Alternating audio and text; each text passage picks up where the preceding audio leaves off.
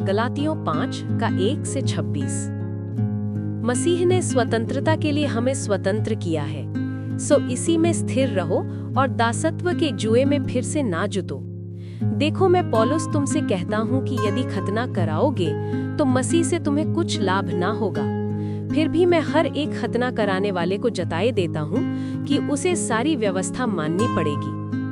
तुम जो व्यवस्था के द्वारा धर्मी ठहरना चाहते हो, मसीह से अलग और अनुग्रह से गिर गए हो, क्योंकि आत्मा के कारण हम विश्वास से आशा की हुई धार्मिकता की बाट जो होते हैं। और मसीह यीशु में ना खतना रहित कुछ काम का है, परंतु केवल विश्वास का, जो प्रेम के द्वारा प्रभाव करता है। तुम तो भली भांति दौड़ रहे थे, अब किसने तुम्हें रोक दिया कि सत्य को ना मानो? ऐसी सीख तुम्हारे बुलाने वाले की ओर से नहीं। थोड़ा सा खमीर सारे गूंधे हुए आटे को खमीर कर डालता है। मैं प्रभु पर तुम्हारे विषय में भरोसा रखता हूँ कि तुम्हारा कोई दूसरा विचार ना होगा, परंतु जो तुम्हें घबरा देता है वह कोई क्यों ना हो दंड पाएगा। परंतु हे भाइयों, यदि मैं अब तक खतना का प्रचार करता हूँ तो क्यों अब तक सताया जाता हूँ? फिर तो क्रूस की ठोकर जाती रही। भला होता कि जो तुम्हें डावाडोल करते हैं वे काट डाले जाते। हे भाइयों, तुम स्वतंत्रता होने के लिए बुलाए गए हो, परंतु ऐसा ना हो कि ये स्वतंत्रता शारीरिक कामों के लिए अवसर बने, वरन प्रेम से एक दूसरे के दास बनो। क्योंकि सारी व्यवस्था इस एक ही बात में पूरी हो जाती है कि तू अपने पड़ोसी से अपने समान प्रेम रख।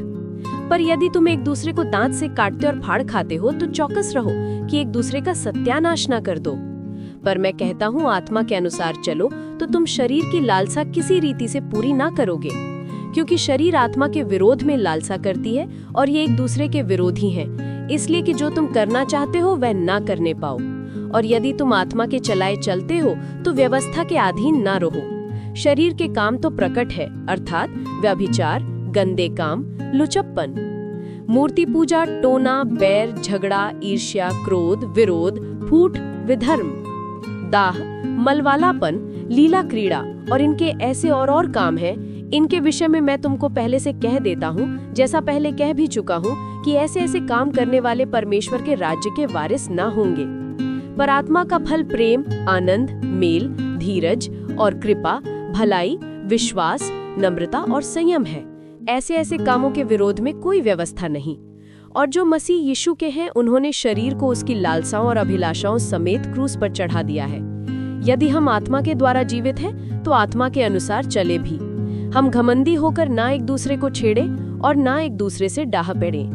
यदि आपके जीवन में कोई प्रार्थना की जरूरत है, चंगा होने की, शांति की, परिवार की या किसी भी क्षेत्र में, तो कमेंट में सिर्फ अपना नाम और प्रार्थना का विषय लिखें। हम अगली वीडियो में आपके लिए प्रार्थना करेंगे।